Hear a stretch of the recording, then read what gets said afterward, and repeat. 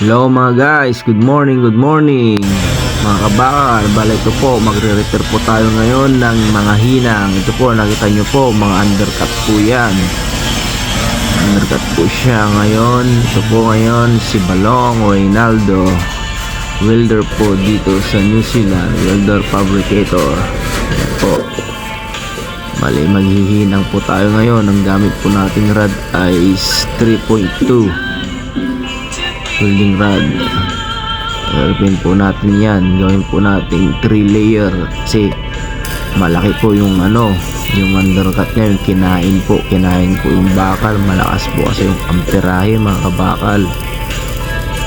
Kaya ito po tayo ngayon, maghihinang po tayo.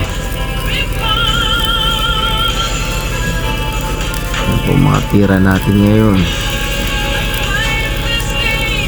Kamusta naman po kayo dyan sa Pilipinas, mga kabakal, mga kapwa kong welder? Apply po kayo dito sa New Zealand. Marami pong hiring ngayon dahil tapos na pong recession ang bansang New Zealand.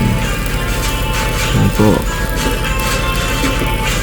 bali hindi ko na po pinakita yung kasi umaga po yan, malamig, kaya kailangan preheat muna natin siya.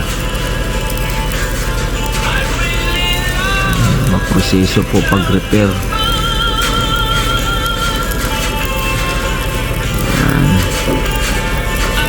Hinang lang.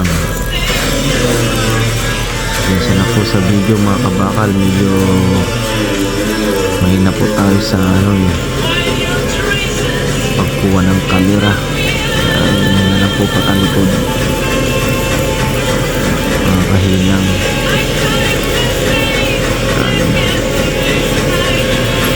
Out po pala dyan mga kapatid,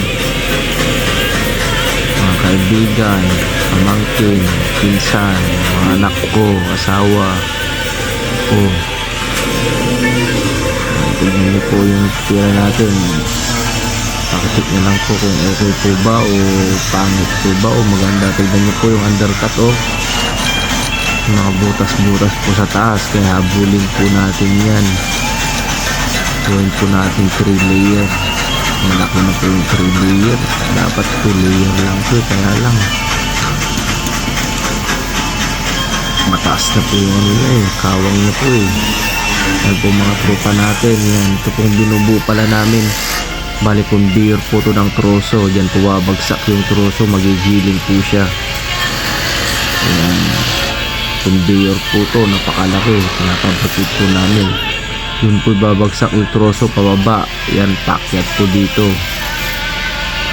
Yan po, bali ilang layer na po yan. 2 layer na po tayo. 2 layer na po yan mga kainang. Isang tira pa. O yan, sinurkat ko na yung video dahil mahaba po, tsaka bawal po kasing mag video po dito, baka mahuli po tayo mga kaibigan. Kaya yan, 3 layer na po yan. Salamat po sa inyo mga kadudes.